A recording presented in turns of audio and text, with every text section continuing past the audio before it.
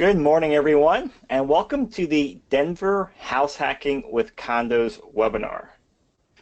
My name is Chris Lopez. I'm a realtor at Your Castle Real Estate. My picture is on the left of the screen there, and Charles Roberts is my co-host. His picture is on the right hand of the screen, and he's a realtor, investor, and also the president of Your Castle Real Estate. So, Charles, thank you for joining me today. Thank you, Chris. And what we're going to talk about today is actually the concept of house hacking and do it around the model of condos. Now, before we go into details, understand that we're not saying this is the best way or the only way, but it is a way for you to consider. So our goal of this is to use current trends in the market, use historical data as to appreciation, rent increases, and hopefully this gives you a different perspective. And whether you decide to go down buying a condo or not, we want you to get at least thinking that option, to explore it, and it'll help you move forward with your investing career. And as we progress over the next couple of months, we have plans to do house hacking models for different property types and some different scenarios. So stay tuned as we do these webinars over the next couple of months, as we'll be doing different models, and it should be really interesting. And by the end of it, we'll have a buffet of options for you to look at, for you to learn from, and hopefully kind of pick one that's right for you or make a blend of your own and get going with your investing. So the basics of house hacking is that, one, you're buying a primary residence. Now, in traditional real estate investing, you already live somewhere and you're buying strictly an investment property. But house hacking is a way where you buy a property and you get all the perks of actually being an owner-occupied person at the property. So better financing rates and lower down payments are the big things. And then depending on the property, you either rent out your extra bedrooms or rent out one of the other units. If it's a duplex, you rent out the other side, or if you have an apartment above your garage, you rent out that. So you rent out extra space to either long-term tenants or even doing some Airbnb. And then it's a great launching pad for investing. As we go through this model and other models, keep in mind, you're not buying this property to live in for the next 20 years. You're probably buying to live in it for 1, 2, or 3 years, and then use it as a launching pad to buy your next property as a house hack, or do something else to help you progress your investing. So it's blending your living ability and also investing. And it's a phenomenal way to get into real estate investing. So we're going to go through a model on house hacking with condos, and just to show you, this is not stuff that we're actually just making up, or this isn't something that worked 5 years ago on the other side of the country. We're actually using real numbers and real deals available right now. So Charles, I'm going to pull up a condo that and start showing pictures, and I want you kind of give the overview of the property while I flip through the photos. Great. So this was a property that we got under contract for a guy who wanted to basically house hack. He wanted to buy a place, a young guy, live in it, and rent it out to his buddies. So as you flip through the pictures, what you can see is that it was in really, really nice shape. It was actually perfect. I mean, beautiful carpet, nice kitchen. Everything was very, very nice about it.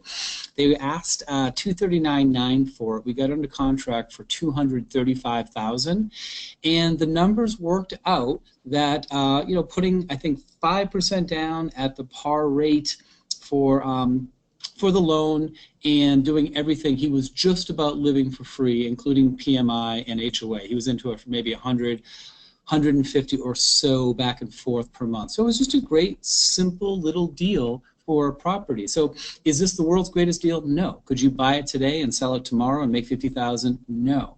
This is for someone who was interested in having a property that was very livable right across the street from the light rail in really nice condition, because he didn't want to do a lot of work to it, and just be able to rent out the 2 bedrooms he wasn't living in. He was planning on living in the master, and basically live for free and just begin building a portfolio of properties. So it's just the perfect example of an easy deal for people that wanted to do house hacking in Denver. And that's one of the benefits of looking at the condo route, is they're typically turnkey, ready to go, and ready to live in. So depending on your background and interest, you may not have the interest of living in a property and fixing it up. If you do, great. If you don't, hey, condos might be a great option for you. And everyone, I forgot to mention at the beginning, as you have questions throughout the webinar, please just go ahead and post them into the questions chat box. Charles and I will be answering those throughout the webinar. We like to keep things interactive. So here's the big picture of this model, and actually we'll dive into details. So let's assume that you're buying this 3-bedroom, 2-bathroom condo that we just looked at, and you live in the master, and you're not the 2 bedrooms to long-term tenants. I'll say just, in this gentleman's case, it was 2 college friends. And you essentially live for free. Might be a few bucks you're paying, might be making a few bucks, but let's just call it living for free to keep things simple.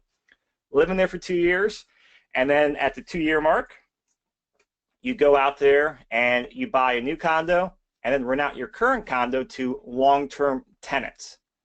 And you live in there for 2 years, and we're assuming you buy the same condo and everything's appreciated likewise.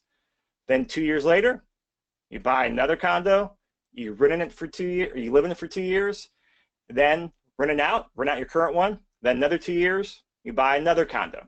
So that's the picture we're going for on here. And understand it's a model. And if you decide to go down this route, are you going to buy everything at the 2-year mark over the next 8 years? Probably not, but just use it as a starting off point to get the ideas going. So let's go through the first property here. And Charles, you know these numbers better than I do. Do you want to run through these? Sure. So this was the property 1.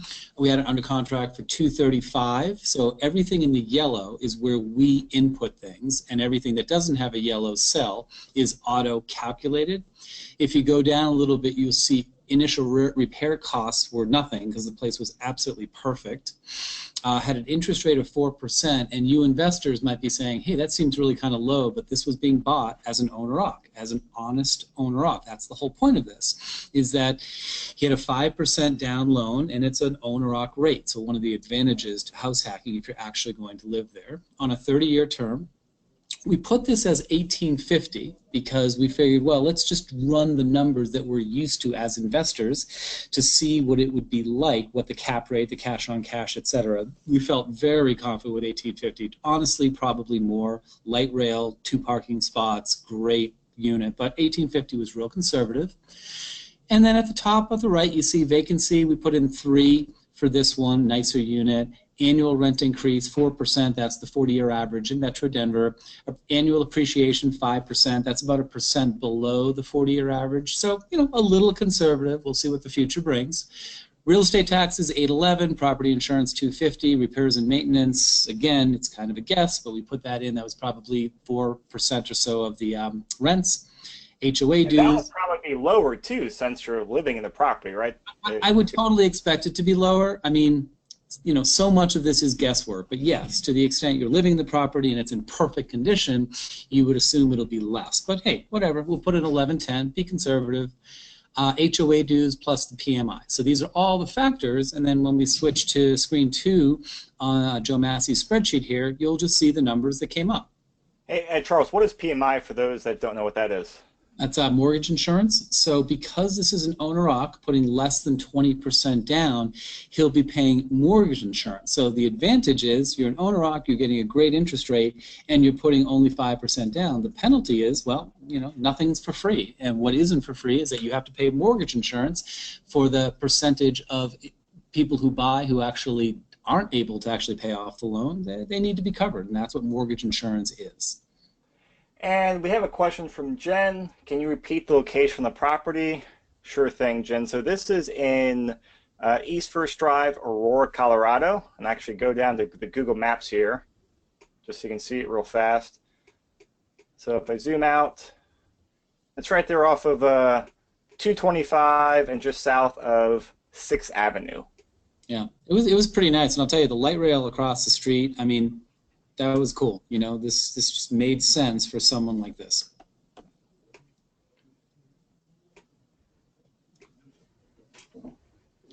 So as we go out through this model, we're going to build upon this summary page so this will get longer and go farther to the right as we buy more properties and increase the years. But let's just spend a few minutes here and talk about this. So this first column is the year, and so all these numbers are at the end of the year is what we're assuming. Your personal savings. Now I've got $12,000 here. This is $12,000 per year. And the thought process is, since you're living for free, or just about living for free, you would take the $1,000 that you would normally spend on rent or mortgage, and you're going to put that straight into a savings account, and you're going to use that to help fund future investments. Because you're really, since you're living for free, you got that $1,000 or $800 or $1,200 adjusted to what your cost is. But rather than make sure it gets put into a savings account to use for future properties versus just disappearing into getting spent on whatever. Cash flow. So you see here in year 1 and year 2, it's actually 0.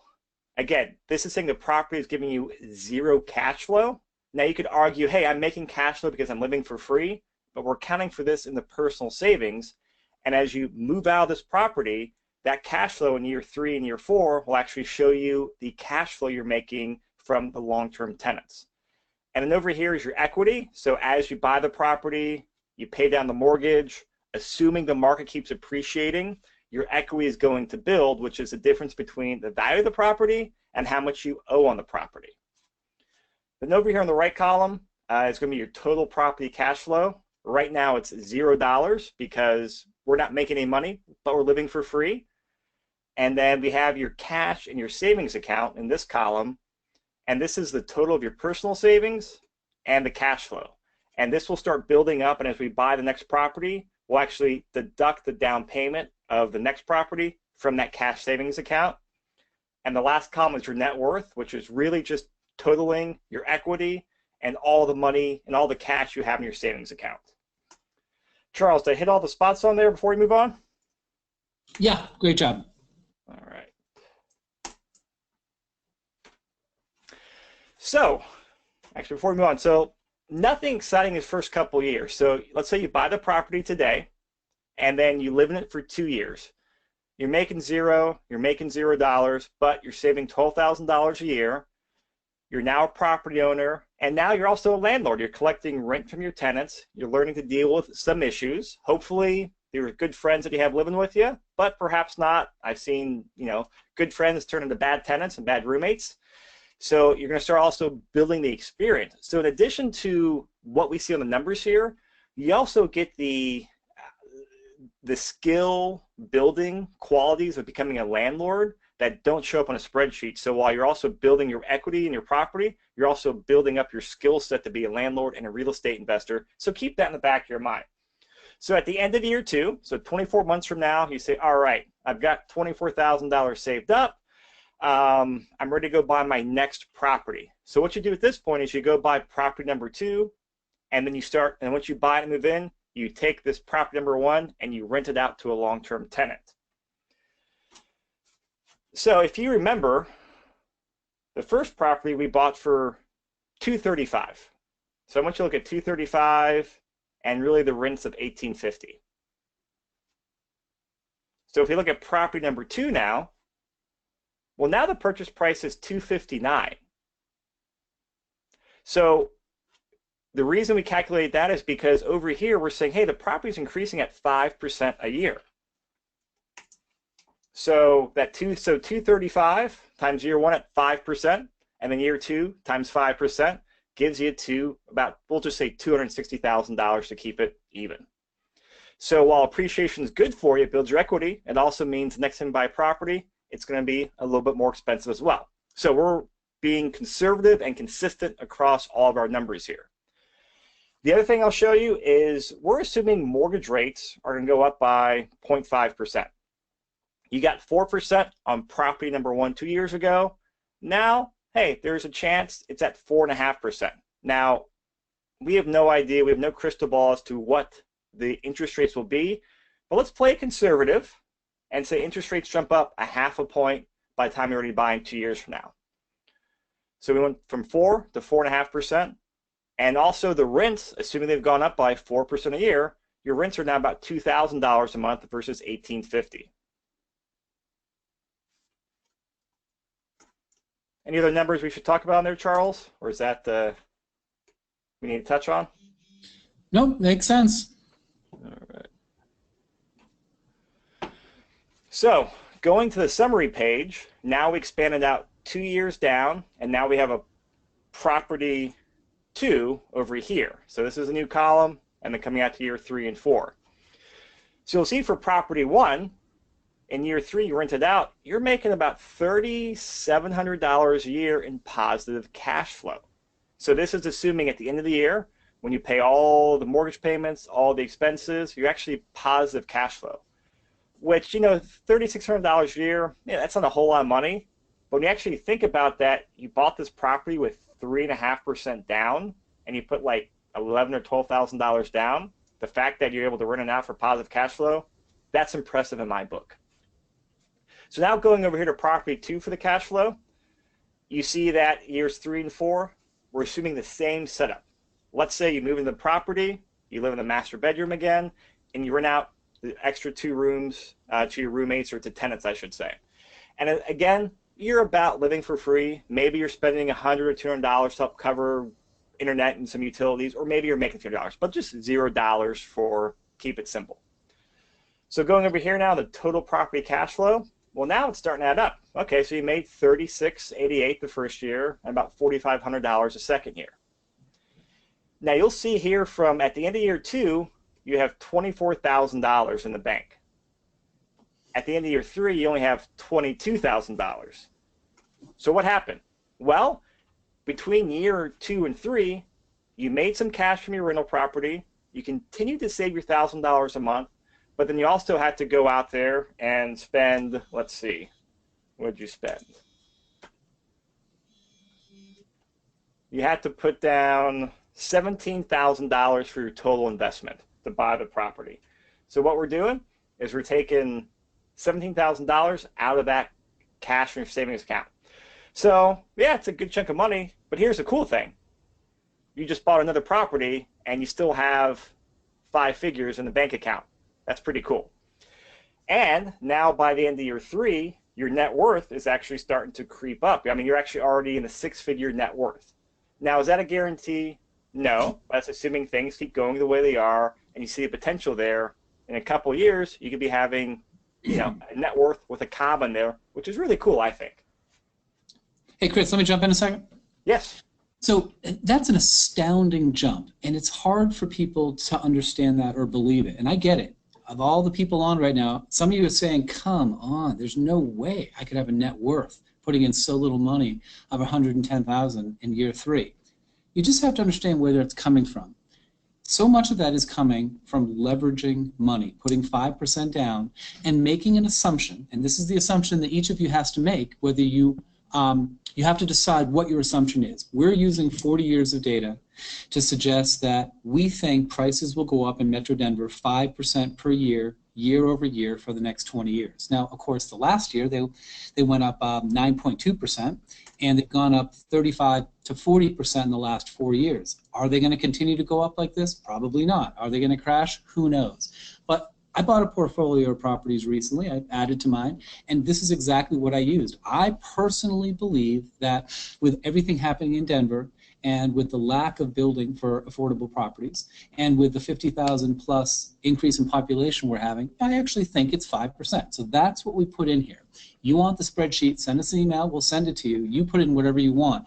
But these are the numbers. They're inarguable based upon the assumptions we're making. And I will guarantee you that the vast majority of people who have house hacked, or call it whatever it was 3 or 5 or 20 years ago, bought a place and had a couple tenants move in, they had no idea of these numbers. They didn't realize. They just thought it was a good idea to buy some property and have someone pay it off. But talk to people who have actually done this, and this is the kind of money they've made.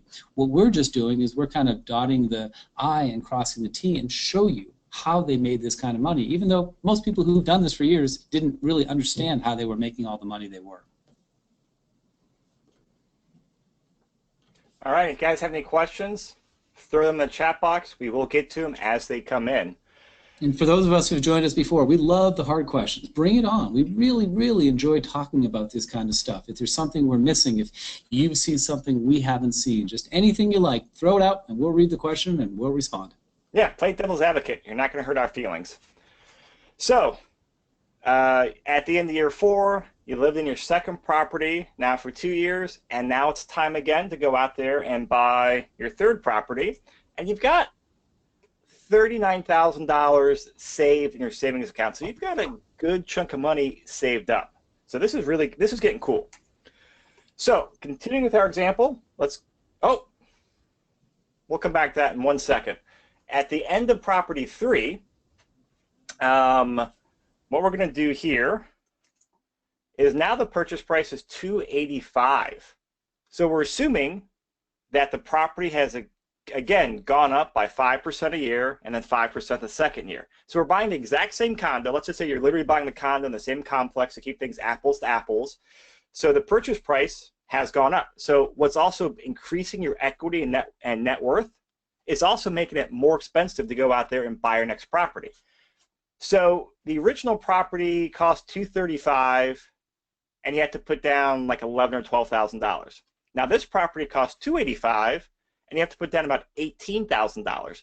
So your cash down goes up by $6,000 or $7,000, but the purchase price is going up by about $50,000 compared to the first property. That's what Charles was talking about with using leverage and putting so little cash down. So assuming our interest rate, or the interest rate here, again, we're assuming, hey, there's a chance that interest rates will go up in the future. There's also a chance they'll stay the same. But let's just be conservative and say interest rates go up another 0.5 point, and now you're at 5%. So 4% for your first property, 4.5% for your second, and 5% for your third property. And then your monthly rent, again, assuming at the 4% rent increase, you're now at $2,164. And I didn't mention this in the past slide, but all these annual operating expenses, taxes, insurance, repairs and maintenance, all of those, and the HOA, all of those are going up too by the 3% or 4% factor as well for increased expenses. So everything is increasing, and we're trying to keep things as real as possible. Yes, so Robert says, can you share an email address to get a copy of the spreadsheet? Email me at chris@denverinvestmentrealestate.com, and I'll send it over to you. And I'll give you all those details at the end of the webinar as well. So going to the summary page, we've now added 2 years down here. Let me get back my cursor. So we've added 2 years down here.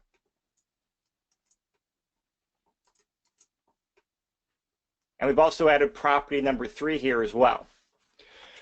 So at the end of year 4, you move out of property 2, you buy the third property, and you can see your cash in your savings account at the end of year 4 is $39,000, and your cash after you buy your third property is actually $41,000.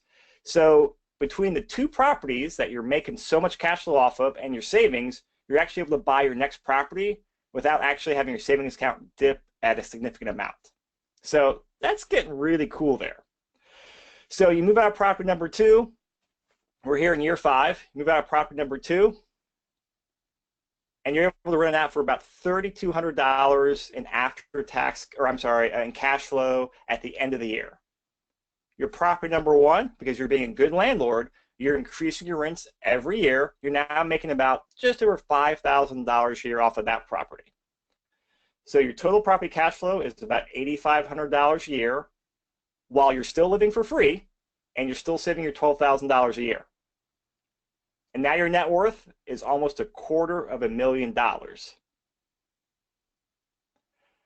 Year 6, so the second year, you're in your third condo. You're still living for free about.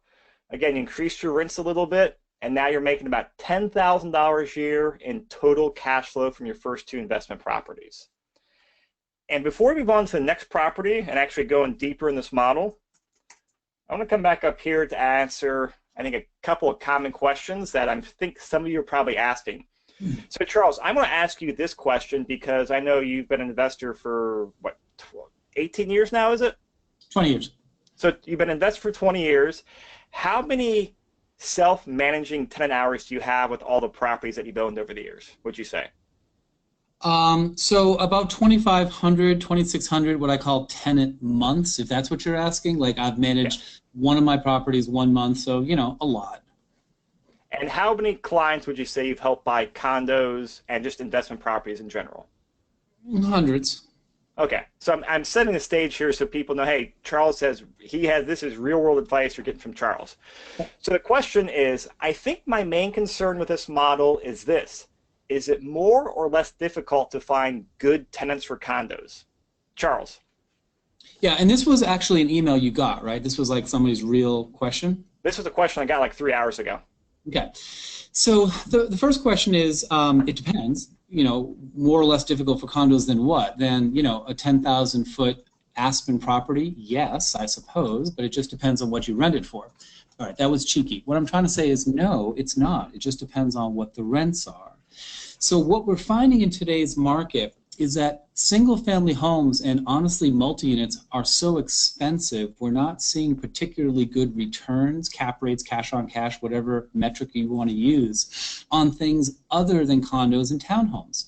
So the classic example was you're 24 years old, you wanted to house hack, and you bought a duplex, lived in one side, rented out the other.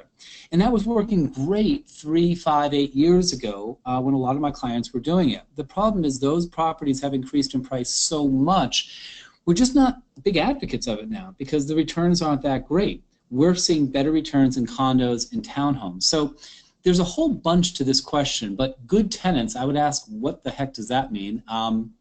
The answer is no, but it's a longer answer because it's much more complicated than somehow you get good tenants in houses and bad tenants in condos. The reality just is not that.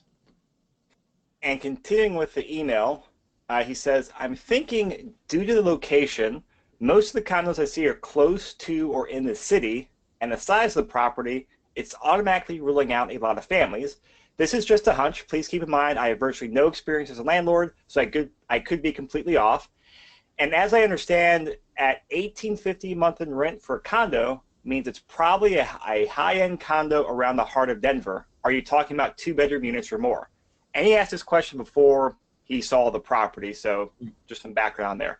So Charles, what would your advice or your answer be to this rest of the question? For the second paragraph, I mean, no, it's not ruling out families. I only ever have families. I mean, I think I have to go back about 15, 16 years the last time I didn't have some sort of family. So clearly it's not automatically ruling out families. I would actually say I'll bet you 10 to 1 it's going to be a family. It just probably is. And then $1,850 for a condo means it's probably a high-end condo. Well, we showed you what this is. I mean, depending upon your version of high-end, I would call it a higher end because it's a little nicer than what investors often get. But I don't think, high end, no, it's not. And it's not in the heart of Denver. It is in Denver, but it's outside, but it's on a light rail. And then this is a 3-bedroom, not a 2-bedroom. And it's the 3rd bedroom that makes the whole difference here because a 2-bedroom at this price would not have particularly good numbers, but this price, this made sense for a 3-bedroom. So definitely a lot of great questions, and, there are some cursory answers that we can dig into more.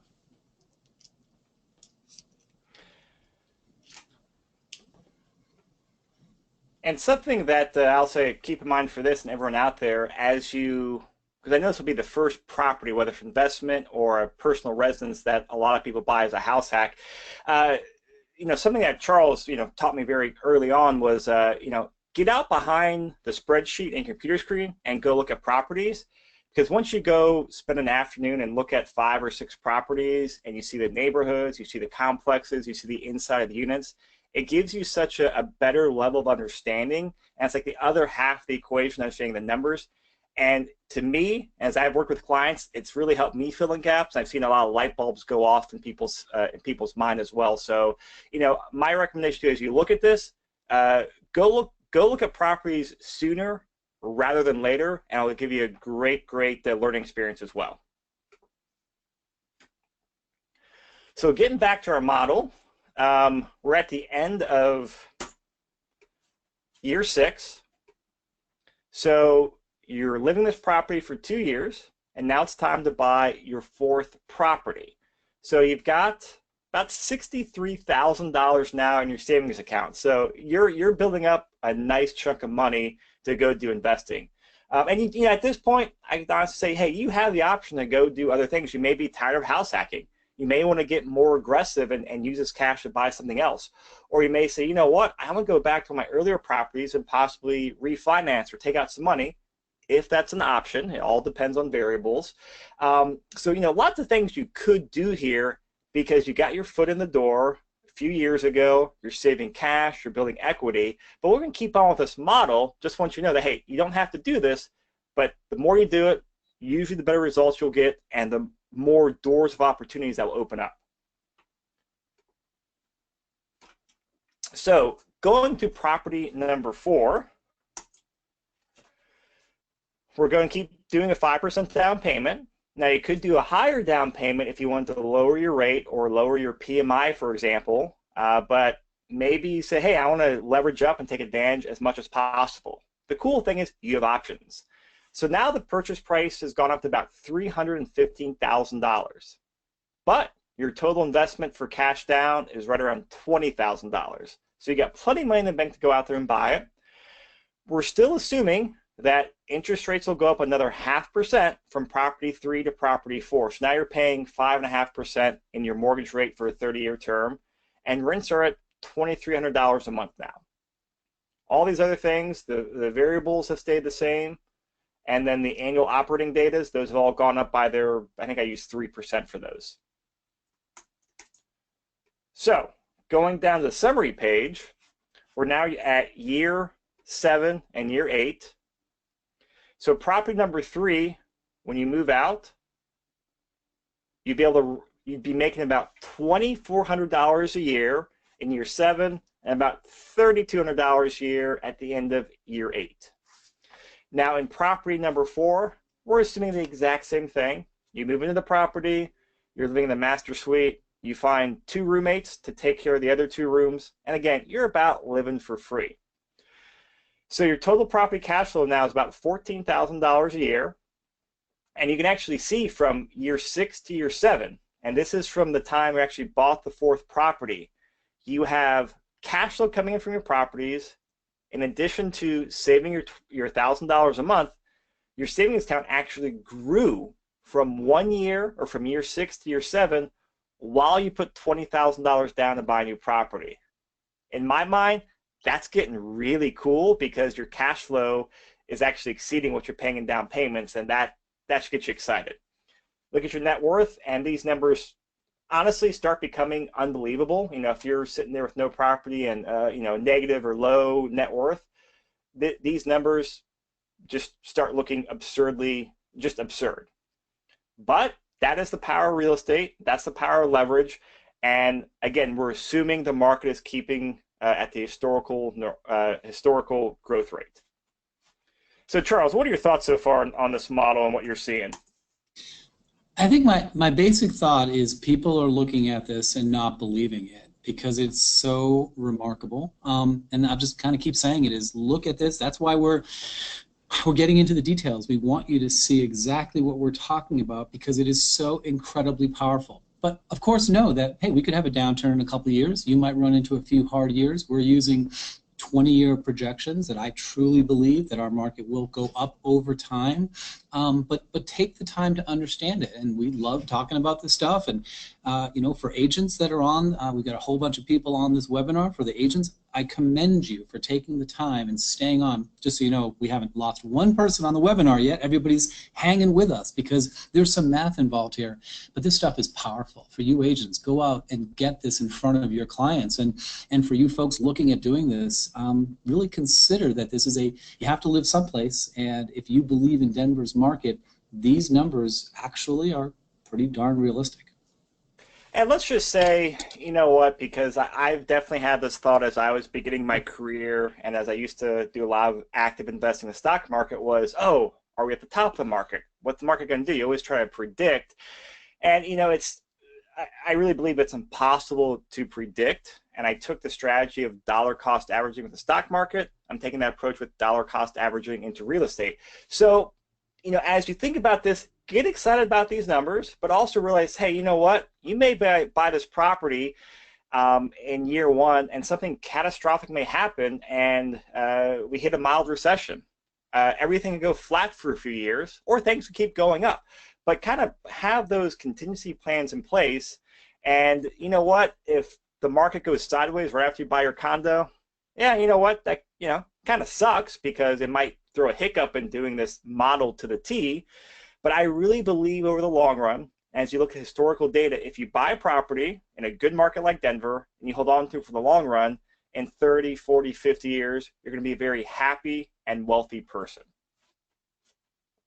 So I just, let's see, sorry, I missed a question from Chris Ott here. He says, Charles, do you let your tenants know that the rent will be going up 4% a year, or do you just increase the rent and not prepare them for the increase?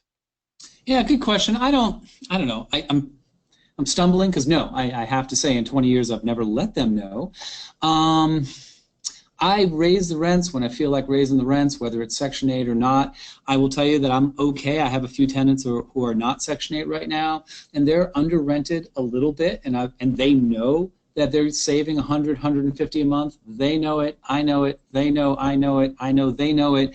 They're very well behaved. They're wonderful people. As a matter of fact, two sisters dropped off the rent 2 nights ago, and they said, "Hey, Charles, would love to get a lease. Can we get a 2-year lease?" I said, Terry, come on, man. You know I can't give you a 2-year lease. I committed to this rent for 12 months, and let's do 12 months. And they kind of giggled and laughed and figured it couldn't hurt to ask, but they know rents are going up. So the answer is I've never, prepared or put in writing rent escalations. If you do, you're probably a better landlord than I do, but, can't do everything right. And again, we're assuming that you do increase your rents 4% every year, and you know what's probably not going to happen. But so maybe your cash flow at year 8 is 13,000 to 16,000. Let me give you an example. Complain to me in 5 years. Chris, if I can jump in with an example, I'm literally sitting at First Alliance Title. I closed a property about an hour ago up in First Creek, and this property was built in 2010, and the tenant there currently is paying $11.56 for rent. She's Section 8. My guy just bought it. We closed an hour ago, and we pre-negotiated with Section 8 to change the rent to $18.68. Believe it or not, the landlords who've owned this property for 7 years never raised the rent. And by the way, they made like $100,000, so no weeping for them, but they never raised the rent. So we were sophisticated enough and understanding enough and going through Section 8, making sure we would get the rent they wanted. So we got the $18.68. He literally is at Section 8 right now, putting in the 30-day or whatever 60-day notice with Section 8 to raise the rent, and we'll get it on a 7.4 cap rate. So this is the reality of the world. But I'll tell you, the landlords, I haven't done the math, but they literally left tens of thousands, I've got to believe, on the table the last 7 years, not raising the rent. So I see a question from Jen. Jen, I'm going to get to your question in a couple minutes. I want to finish this model, then we'll dive into your question here in a second. So background, I originally built this model based off one conversation with a gentleman, I think he was like 21, 22, or 23. So as we were talking, hey, figure he's in his 20s, he's a single guy, then right around 30, he'll be ready to settle down, buy the 4-bedroom, 3-bedroom house in the suburbs, get a wife, have kids, get dogs, do the stereotypical stuff. So the end of year 8, at the end of year 8, he's ready to move out of his 4th condo, and he's making $16,000, $17,000 a year in rents. He's got about $100,000 of cash saved up, and over $500,000 net worth. So he's like, you know what? I have definitely paid my dues. I'm done house hacking with tenants. It's time for me to go buy my white picket fence, house in the suburbs. So let's just say he goes out there, and I didn't actually take the property out or the cash out of the account, but to show you the flexibility, in year 9 and year 10, as you move out, so I'll highlight this here. Here's what we're looking at. You move out of this property of year 4, and you know what? It's still actually cash flowing. That's $1,200 a year. And to me, this is actually what gets me excited a lot, because this is in the future where we're actually assuming property values keep going up faster than rents, which is historically what happens. We're assuming interest rates have gone up, I think, 1.5 or 2 points now, and at 5% down, the property still cash flows. That gets me very excited as just a long-term investor. So he moves out and he's at about $20,000 a year in property cash flow. This is just this is just thrilling to me. Charles, you got any insight onto here? Well, if you're talking, Charles, we can't hear you. Maybe I have to hop off for a second. Nope, sorry, I unmuted. So I was just basically, I don't want to repeat myself. I mean, look at the numbers, look at the spreadsheets. You know, you can't predict the future, but that's why you're here, spending time with us so that you can see what the numbers look like. And come and chat with us if you want to talk more about it. And just for, for fun, down here I put at year 20, year 30, year 40, what happens. Let's just say at this point, you move out of your house hack and you do nothing. You no longer buy real estate. You no longer save money. You spend all the money you make, don't reinvest it. You're just smart enough not to go out there and rack up $100,000 in credit card debt and live above your means. If you do nothing, these 4 properties you potentially bought in your 20s can now set you up after 30 years. So at age 50 to age 60, you could literally retire off the cash flow of a projected $150,000 with close to a $4 million net worth. Now, it's going to be exactly that amount. No, it won't be. But that should really get you thinking big picture, because this is what Charles and I are all about. We're about buying good properties, holding it for the long term, and building just great long-term wealth. And if you really take that slow and steady approach, and you just kind of let the compounding effect happen, the numbers just go astronomical down the road. So, one final thing to this example. We are assuming that there is no property manager. So let's just say when you move out of the condo you're living in to the next condo, you hire a property management company to actually take care of finding tenants, handling issues, and collecting rent from the previous condos. Now, we're not assuming that you're going to hire a property manager for the house or for the condo that you're living in. That just doesn't seem realistic to me. But let's say you go out there and you say, you know what, when I move out of my condo number 1, moving to condo number 2, property manager takes over it. Then from condo 2 to condo 3, property manager takes care of condo 2, and so on.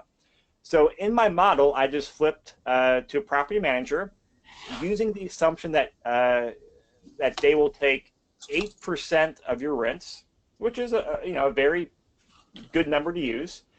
And now you can see that the numbers, you're not making quite as much cash flow through here. When you move out, you're making like $1,300 your first year as opposed to, I think, like $3,000 something. But it's still positive cash flow.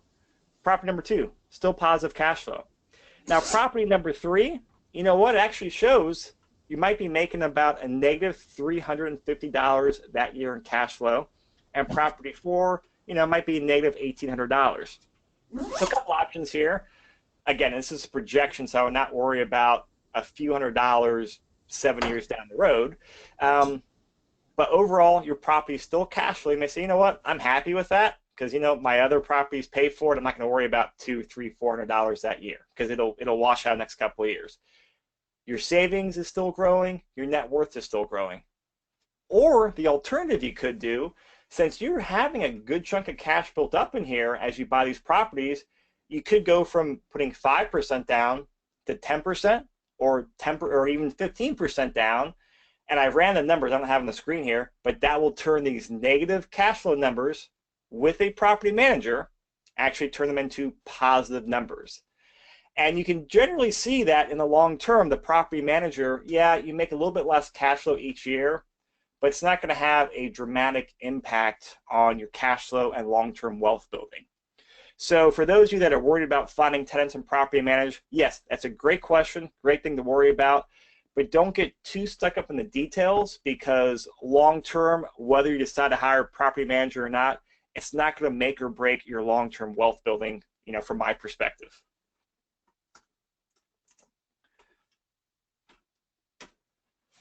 All right, so let's get to Jen's question here. Jen says, it's a few questions in here. It says, how do you evaluate a condo community's HOA? In other words, how do you find the HOA that's properly managed, that's managing the property and HOA funds? I've read that some HOAs don't know what they're doing, resulting in special assessment fees being required of owners. In addition to the monthly HOA fees, which can seem to increase exponentially? Great question. Charles? Well, this is a much longer discussion than I have. Everything you said can happen and generally doesn't. HOA fees generally don't increase exponentially. I mean, you just have to have some experience. So it's a good question. And the fact is, if you're afraid of HOAs, you shouldn't buy in an HOA, or you should learn a lot about it.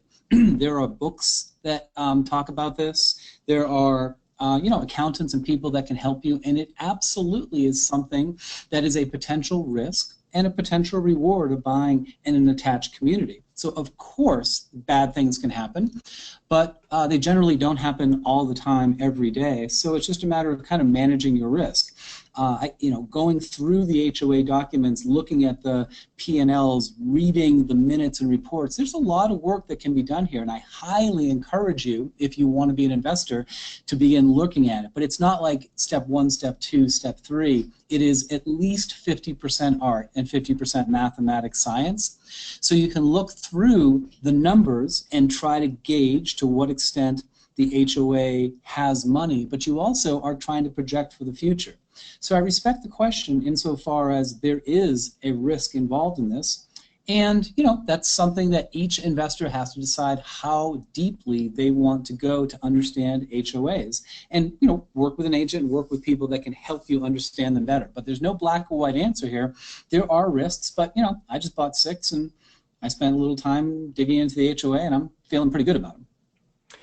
Now, I'm not an expert in this, Charles, but I mean, I believe, if you get financing, like a lender to help you finance a property, they do some background checking into the HOA, right? To make sure that they're not going to lose their money on their loan. Is that something to rely on, or no?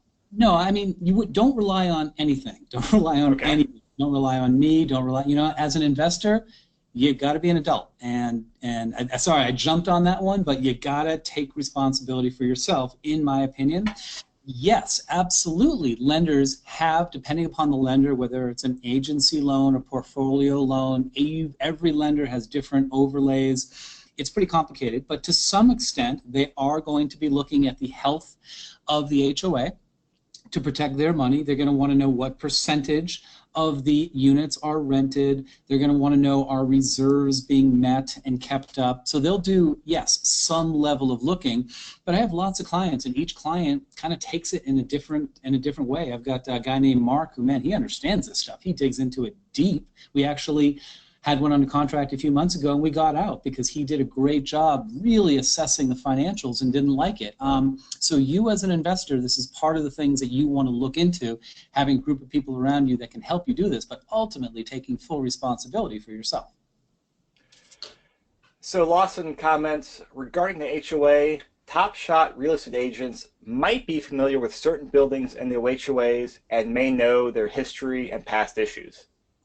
Yeah? Yeah, it's definitely true. I mean, there are definitely, I'll call Eric, my property manager, sometimes, and he refuses to let me sell properties in certain HOAs. And even that is partly an art and a science.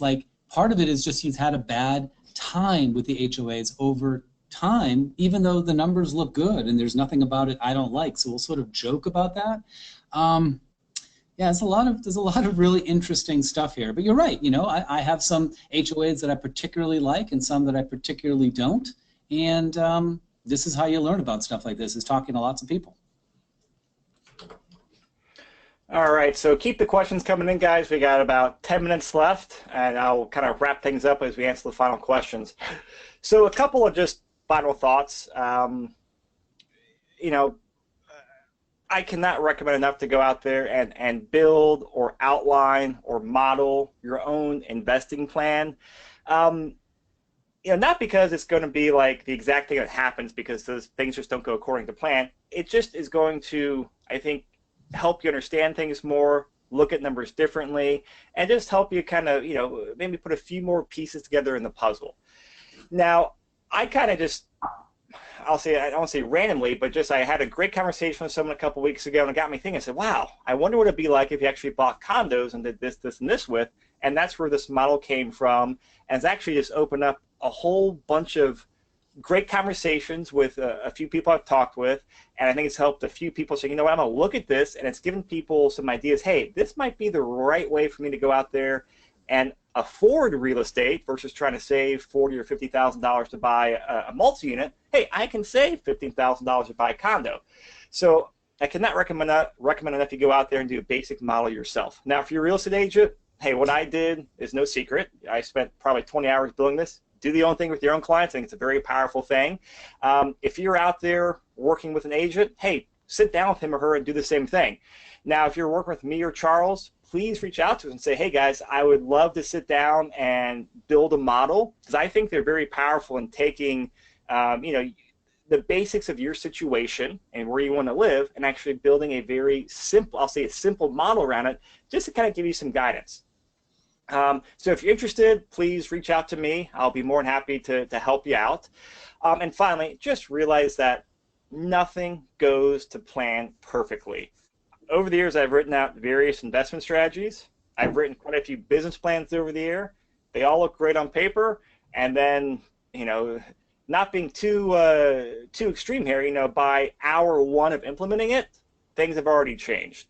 So build your model, be optimistic, be aggressive, but also realize, hey, we may, also be concerned. Say, you know what? Let me make sure I can handle a speed bump that happens down the road. Let me make sure I can handle if something comes up. So, kind of plan for the worst, hope for the best, or I'm sorry, hope for the best, plan for the worst type mentality as you go out there and build your plan. So Charles, what would be some parting thoughts you have as we wrap up the models and all this as people start doing it? So I am a super conservative investor, and I like the plan for the best or whatever, something the worst. But let's also look at reality. My guys who were buying 3, 4, 5 years ago have made literally triple the income and the internal rate of return that we thought they were going to make 4 or 5 years ago. So it's not like things always go bad. They certainly don't always go better than planned. They basically, over time, land in the middle, which is what we call 5% appreciation, 4% rent increase per year, et cetera, et cetera. So it's just really important to understand that I don't want anybody to be a hopeless optimist in real estate. I want them to understand that all they want to do is buy properties and pay them off and get rich. So be conservative. Make sure you have plenty of backup, plenty in the bank. You just want to make sure you always have them. That's just my mantra. It's the best thing I ever did was when I knew nothing. I bought a duplex in 1998, put it on a 15-year loan, things went well, and I just kept buying more. So I made a lot of mistakes in the interim, and that's what I finished up with, is buy and hold, and you'll make a lot of money over time. And I'll just end with this slide, guys. Just how can we help? I mean, that's the attitude and the approach that Charles and I both take to helping people buy real estate, is just the consultative approach. We're happy to sit down, give you whatever value we can bring and help you put together a plan. So feel free to call us, reach out to us. And if you want the spreadsheet, email me, Chris at denverinvestmentrealestate.com.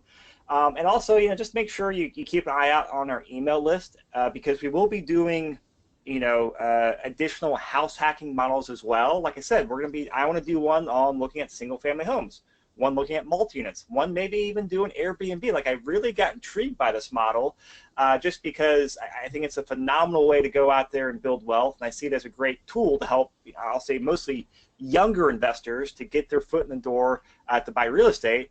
And I'm 35 now. I wish I did this 15 years ago rather than figuring out ways to kind of house hack a nice condo to rent in and save a few bucks in rent, and not wasting a bunch of time trying to day trade in the stock market. So part of me looking back and thinking, oh, wow, this is so cool.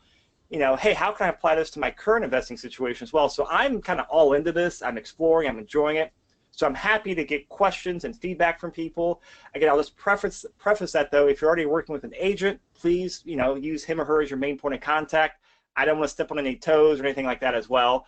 But please reach out to me for questions. I'm really having a blast talking about this and exploring the models.